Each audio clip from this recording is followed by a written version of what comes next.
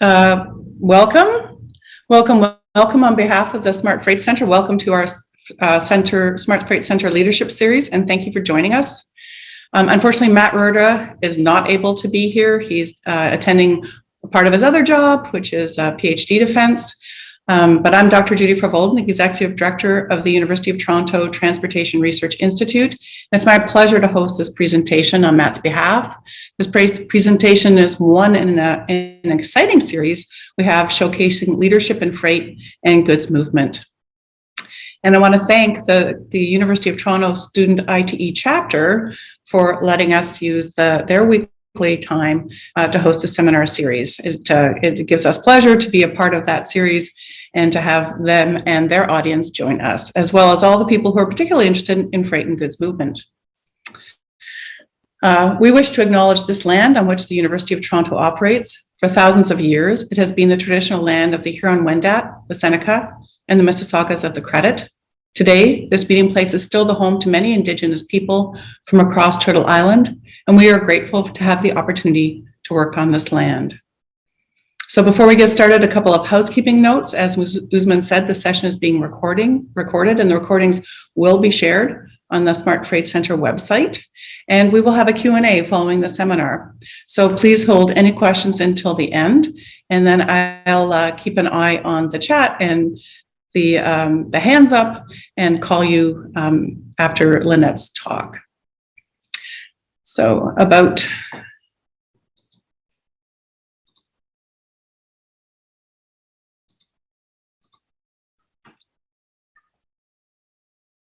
God bless me. I'm just going to read this. The Smart Freight Center is a collaborative research network co-located at McMaster University, the DeGroote School of Business, Ryerson University, the University of Toronto Transportation Research Institute, and the York University Lausanne School of Engineering. It was established in 2019 with seed money from the region of Peel. Its mission is to improve the economic vibrancy of business, environmental sustainability, and quality of life for residents of the Greater Toronto and Hamilton area, which we call home, by providing innovative evidence-based research, citizenship support, advocacy training, and monitoring in order to coordinate transportation infrastructure, land development, regulation, technology tools, and resources that improve goods movement activities. And it's unique in our region, unique in our country, and not unique in the world, which gives us an opportunity to bring in speakers like Lynette Cheah, whom we are pleased to welcome as our guest speaker. Professor Cheah will present carbon footprint assessment of cross-border e-commerce shipping options. She's an associate professor of engineering systems at the Singapore University of Technology and Design, where she directs a sustainable urban mobility research laboratory, which develops data-driven models and tools to reduce the environmental impacts of passenger and urban freight transportation. She is currently associate editor for the Journal of Industrial Ecology and review editor for the United Nations Intergovernmental Panel on Climate Change's 6th Annual Assessment Report. Welcome, Lynette. Let me stop sharing and let you get going. Thank you, Judy. Thanks so much for inviting me to be part of this seminar series. So very excited to be here and to see the great turnout. So it's evening time here. If my voice trails off, please forgive me, but I'll try to stay upbeat for everyone. So let me share my screen. I hope you can see. Here we go. All good? Excellent. Great. So I'm here today to share a bit more about cross-border e-commerce shipping options and the carbon footprint associated with some of these options. So let's explore this topic a little bit. First of all, I want to acknowledge my master's student, Chiu Hong Huang, who was part of the Emission, developed this topic as part of a thesis, and we worked on this together. So it's great that she was able to do this as part of her master's in urban science and public policy at my university. So let's jump in to explore a bit more. Just to give some more background about myself and my lab, I think Judy had already given a very kind introduction. Maybe I'll share with you just a flavor of some of the research projects that we've been working on, other than the topic that I'm introducing today. So the lab does a lot of work on transport modeling and simulation. We're also quite keen on sustainability assessments of different products and systems. So some of the recent freight-related projects, one of my PhD students is looking at crowd shipping using public transport, which is a dominant mode of transport in Singapore, where I'm from. And we've also done some life cycle assessment of commercial trucks, and this was done with my former student Li Wei, who is actually among the audience here and now doing his PhD at Toronto. So happy to see him here as well. We've also been exploring a lot of work looking at urban vibrancy. So this is a topic of understanding urban activities, where people move to, where people consume, which has a lot of implications on freight as well. So I'm working with an urban planner on this, as well as a computer scientist. So it's quite exciting to see all this different disciplines coming together. But yep, it just gives a flavor of the range of projects we're working on. So on e-commerce and cross-border shipping, let me give a little bit of context to the e-commerce market in Asia, perhaps. So here's a little map. When I saw it, was quite striking to look at the largest e-commerce markets last year. Things probably have evolved a little bit, but the dominance of China in terms of their e-commerce activities is quite clear. So e-commerce in China accounts for more than 50% of worldwide retail sales on the internet, and I think they sort of achieved this level quite a few years ago. And the expansion is happening, not just the quantum is large, the rate is also quite large and faster than anywhere else in the world. So quite interesting. The same is true for Southeast Asia, where Singapore is based, along with Malaysia, Indonesia, Thailand, Philippines, Brunei, and so on. So this chart might be a little bit dated, but they all look very similar. It's always this very aggressive upward trend that we're looking at. And the key drivers of e-commerce in Asia is growth of internet connectivity and penetration. There's this concept of social commerce, so tapping on your social networks and then encouraging your friends to buy in with all these sales happening in the online marketplaces. Part of it's also pushed by this lack of physical retail infrastructure. So if we visit cities, in Southeast Asia, you will see lots of retail malls, no problem. But if you start going out to the suburbs or to the rural areas, I think this lack of retail opportunities really pushes more people to buy things online. And there's this emergence of the growing middle class, so growing affluence would then also result in greater spending. So lots of drivers charging this growth upward. Just to give you some images to have in mind, just to portray what's happening other than numbers and charts. So here are just some images of warehouses in Southeast Asia, some delivery practices. So cash on delivery in Vietnam, the example shown in the middle at the top is quite common. So the payment, many of these platforms are not only e-commerce platforms to sell things, but they're also like payment platforms. They try to incorporate that. And then the example at the bottom left shows how they're trying to think of green initiatives. So electric delivery bikes, I think it's a small fraction of the total fleet, but is something that's being explored now. I mean, the two-wheeler vehicle population as part of the total vehicle population is very large. So it makes a lot of sense to move some of these motorcycles that deliver goods to electric versions. And then something more familiar for me, the unloading cargo in Singapore on the bottom right. Feel free to ask questions at any time. I'll try to address them. So cross-border e-commerce as a subset of the total e-commerce market, and it's just defined as the business of selling things online to other buyers in foreign countries rather than within the domestic market. So this is right now on average accounts for about 20% of global e-commerce spending, but in different markets this number could vary. So in Singapore's case, for example, about more than half, 55% of our global e-commerce sales comes from across the border. And this is also growing very quickly. So this little map that I'm showing over here was produced by PayPal back in 2014, and they termed the report modern spice routes. So, like the traditional old spice routes of the past, this sort of represents how goods from the global market reaches everywhere else. So these are some of the dominant markets. The US is listed, China, Australia, Brazil. Canada is also mentioned over here. So you can see how this interlinkages is growing quite a lot, and we have, in a sense, the world is open, right, for any merchant to come forward and put out their goods. So this rise in cross-border e-commerce is growing rapidly. I mean, this is slightly dated, some of the statistics. They actually had quite a lot of market surveys and figures out there. I think all of them throwing slightly different numbers, but I think the general consensus is that cross-border e-commerce is growing, and it's expected to grow much faster than the domestic e-commerce sales. So why is it so popular? Cheaper prices, even after accounting for the shipping costs associated with bringing these goods to the shoppers, and access to products that are not easily available within the domestic market. So these are strong reasons, strong motivations why people are interested in accessing more goods worldwide. The story comes with, of course, some negative externalities. I think many of us are familiar with these trade-offs often when we think about transportation.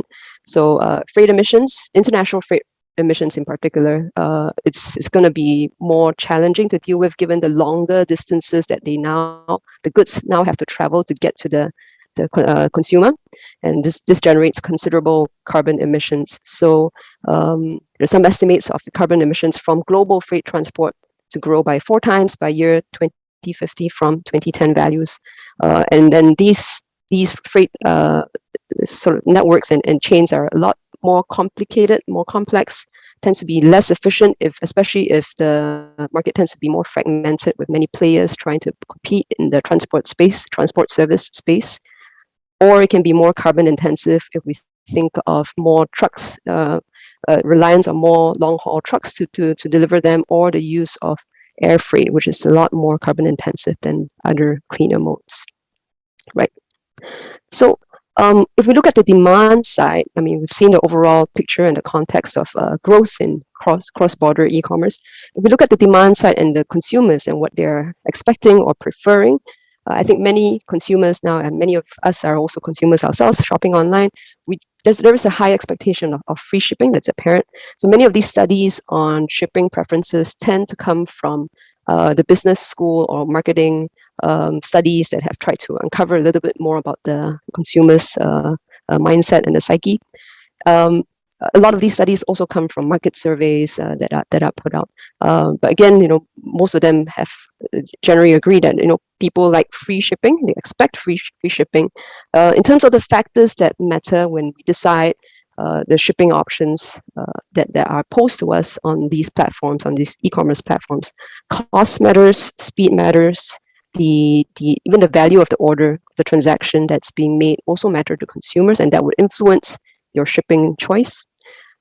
Cost happens to be the most important factor. So this was discovered in a couple of studies referenced also, and that consumers tend to trade off between the quality of the service, speed, versus the cost of the service. So the faster you get your thing, you're going to have to pay more for it, right?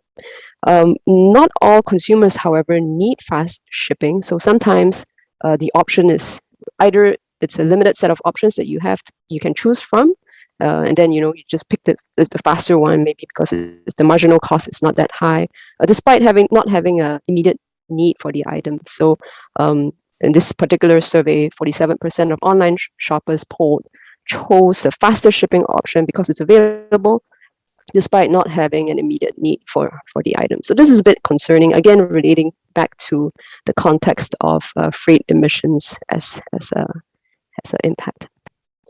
So when Chiu Hong and I looked at this context and thought about a potential research question to look at, we were considering the idea of carbon labeling. This is not a new idea. I think this has been introduced in many other products and have been found already to help, especially for consumers that are already more eco-conscious, which is I think it's a growing, my sense is it's a growing number of consumers tend to be more eco-conscious, and they are found to be quite strongly influenced with the presence of labels. So if you give them information, they will take that into account when they make their decisions on consumption, on consuming or buying between different options. As one example, if carbon labels were made available on travel booking websites, then this particular study in the middle, the second bullet point over here, talks about how the potential annual savings of CO2 might be around the order of 79 metric tons per year. So here's a little example shown on the left, which shows TripIt, which is a nice app which helps you compute or assess your carbon footprint for different flights if you were to put that in. And it might help you decide or make some decisions. So we did find one study that looked at eco-labels for shipping, e-commerce shipping. It was a paper back in 2018, a conference paper that looked at millennials specifically. So a majority of millennials surveyed indicated willingness to wait longer, meaning delay their shipments if it was greener shipping. But only a small fraction of them would be willing to pay for greener shipping. So this was some of the findings. I think this is a good hint at the sentiment of the market, and but they limited the study only to millennials, so we wanted to expand that a little bit more. So this research, we were looking at carbon footprint of cross-border shipping options. Will carbon labeling have an impact on shipping preferences? And the approach that we took was to look at a particular e-commerce platform called Taobao, which some of you might be familiar with. So this is a very popular Chinese e-commerce website, very reasonable prices, and that's quite extensively used in a lot of the Chinese speaking markets around China. So we're going to examine the case of online shopping transactions placed in Singapore, ordering on Taobao for goods that are based, that originate from China. And then following that, we're going to conduct a stated preference survey to understand how consumers might react to carbon labeling. So let's jump into how we went about doing this. So Taobao, like I said, very, very, very popular. So it specializes in business to consumer or C2C retailing, and most of the merchants are based in China. So it's actually quite dominant in the Asian e-commerce marketplace, ranked as one of the top 10 e-commerce sites, and as a subsidiary of Alibaba, a very big company, operates in more than 200 countries and more than 1 billion products listed. So it's a little bit overwhelming and about how much is available here. So Taobao actually offers a set of different shipping options. And as a consumer, when you go in, you can actually consider these options. And then for accounting in terms of the carbon impact, we will be including these different stages here, A to E.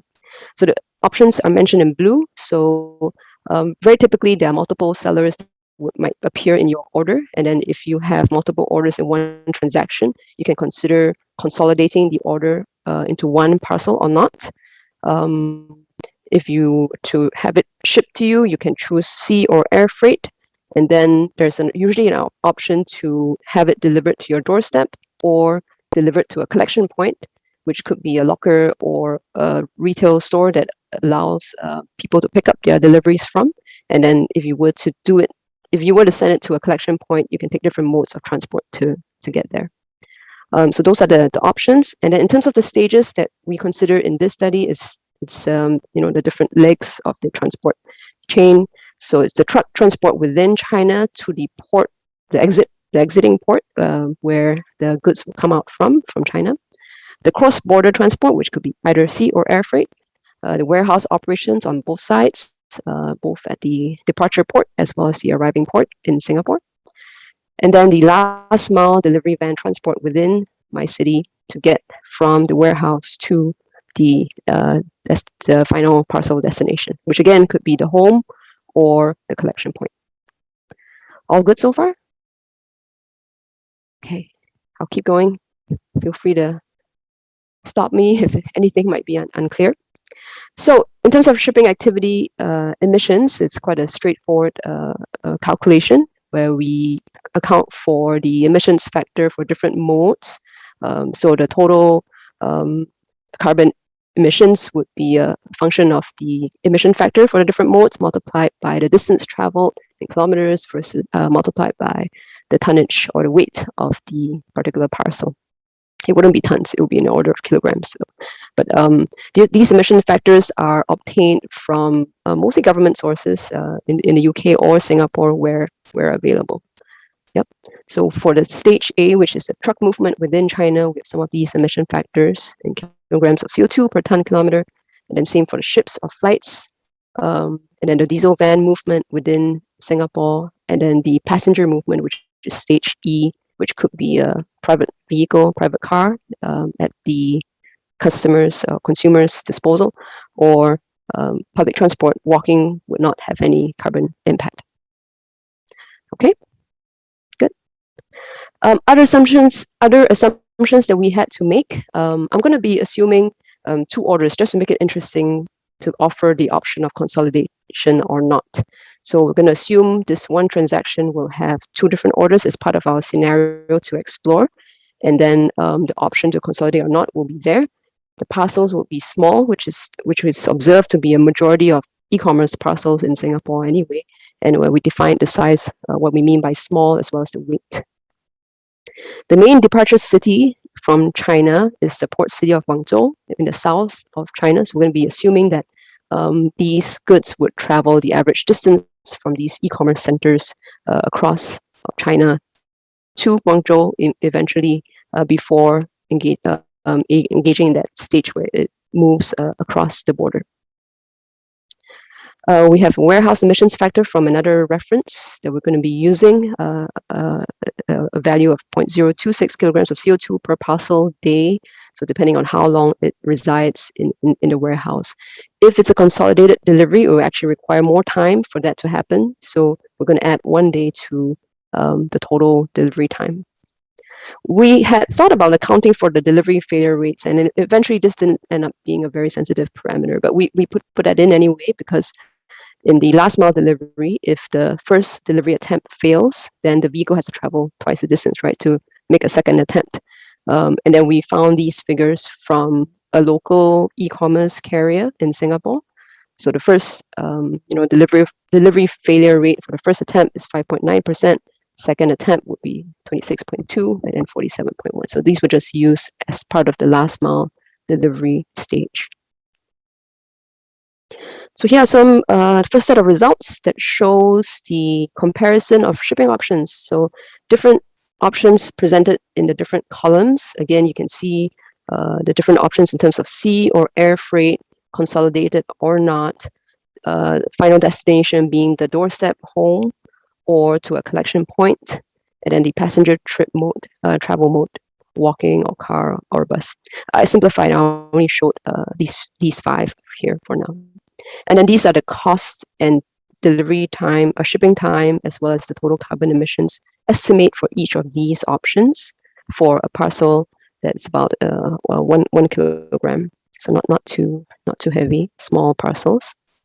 And if we were to chart out the carbon emissions for them, we can see that the option where you go for sea freight is the lowest net emissions.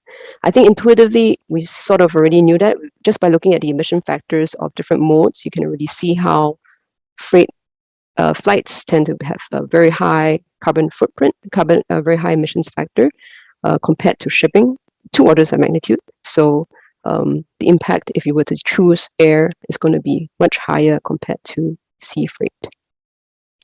If we were to break it down, again, the cross-border transport is the most sensitive parameter. The rest of them tend to be marginal or small. But it's quite apparent, the difference, right? I mean, across this option of sea versus air freight. The cheapest option tends to be the slowest and the lowest carbon emitting option. So option 1. So I guess this implies that, as a consumer, if you can wait a little bit for your shipment, you can actually lower the carbon footprint associated with that shipping option. Okay. I'll pause for a moment just in case you want to take a look at the table. Okay, I'll keep going. So the next thing we did was to look at shipping choice experiments. So the objective was to look at the willingness to for consumers to either delay their shipments or pay more for a less carbon intensive option. So for simplicity, for this experiment, I'm only going to be looking at single order transactions, so just 1 order. There's no question about consolidation or not, and it's to be delivered to the consumer's home. So we're cutting out some of these options here. We're going to be exploring different levels of the order value. If you order, if the item that you've purchased online, is it low or high value? Maybe that makes a difference. Carbon label presence, yes or no. And then we're going to, again, explore this trade-off between time as well as cost, right? Given the information is being present or not. Okay, so let's see how this is set up. So here's the full factorial design of the scenarios. There are 12 of them.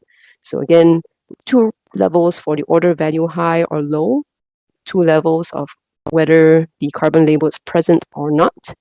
No, it's not, indicated by X, or yes, it is, indicated by O. And then we're looking at this trade-off between cost and speed. So it could be a slower option, could end up being cheaper, like we have seen with the Taobao example earlier. Or the faster option might be cheaper, or both might be at the same price. Again, this is repeated across these options.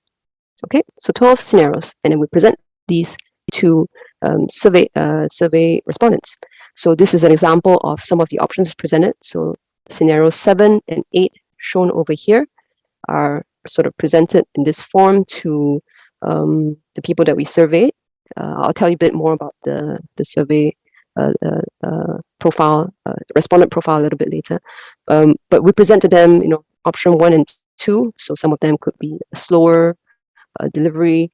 This is the cost associated with that shipping. You are ordering a $30 item that's 1 kilogram. So which would you pick? Right? So in scenario 7, no carbon information was provided. In scenario 8, we actually show it. So the greener option takes a longer time here. In scenario 8, it's actually cost lower. It's actually cheaper to choose this option as well. So let's explore what people chose. Here's the breakdown of, like a profile of who came forward and participated in our survey. So this survey was run back in June and July last year, and it was among adult residents in Singapore with some experience buying things online from across the border.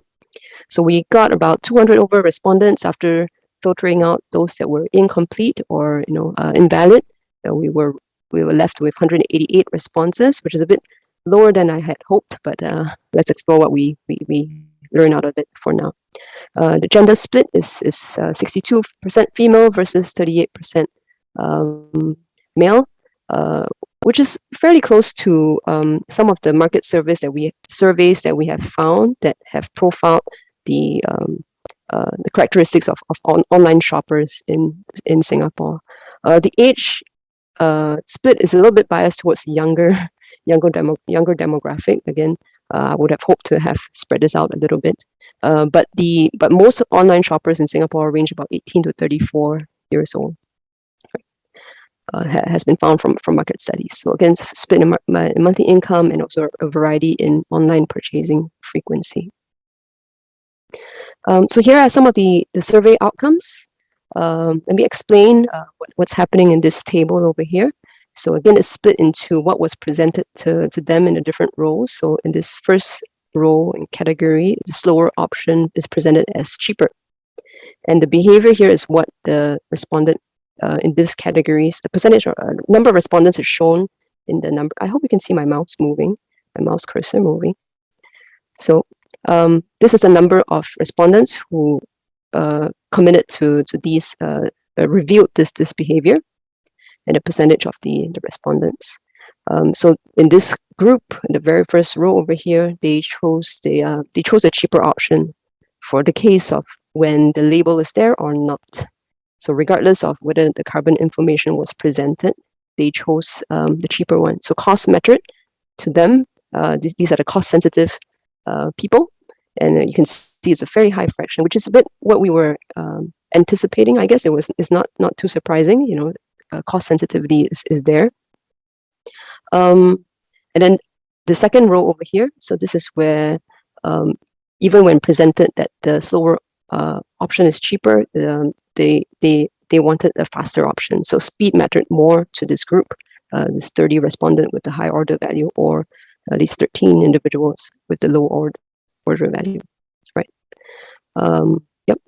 So we can see some of them actually exhibited information about the carbon. So in this case, For the first two rows, the carbon information didn't really profile, right?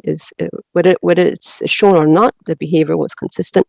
In this case, in the third row, the faster option was chosen when no information was provided. And then when the carbon label was included, they chose the slower option, the lower impact option, effectively. So carbon metric over speed over cost, right? So we were able to then, sort of categorize all these different respondents and sort of revealed some of their overall preferences. So the underlying preferences were reviewed for in terms of whether they prioritize cost over carbon over speed, like in the first row over here, and the number of respondents who displayed that this set of preferences. So we were to look at the respondents that were willing to compromise the speed for the greener alternative, meaning you choose a slower delivery because it's less carbon intensive. We found that 55% of them were willing to do that. And of this group, a quarter of them were willing to pay more for the greener alternative. So not too different from that one other conference paper that we found. In this case, maybe spread out to a wider audience. And I would like to explore this a little bit more. So in terms of future work and limitations, I hope to scale up the survey to understand maybe a bit more about the demographics and other characteristics that might influence the shipping preferences. This study focused more on the demand side, but the supply side is also equally interesting to look at the impacts of slower deliveries. What does it mean if we give people more time to consolidate? What is the cost implications? What is the supply chain implications, and so on? And then, it's not like the e-commerce platforms might necessarily want to include carbon labels in their shipping options today. So I think that's something to be investigated as well. I think I saw one article about how Amazon actually moved away from this option because they were concerned that people might not click through with their purchases if this information was presented. So I think again, there is strong potential with what we've observed, but whether or not we can actually implement it, that's a different question. So emissions can vary considerably for different shipping options. Slower shipments cost and emit less, so something to consider as consumers, all of us. These emissions are most sensitive to the choice of sea or air freight, and slightly over half of the surveyed shoppers in Singapore were willing to wait for greener shipping if the labels were there. So the strong potential, I think, to consider including this in some of our these e-commerce platforms. Okay, that's my last slide. Thank you so much for listening. I hope I was coherent. Again, hope, forgive me if I wasn't, but happy to take any questions and clarify.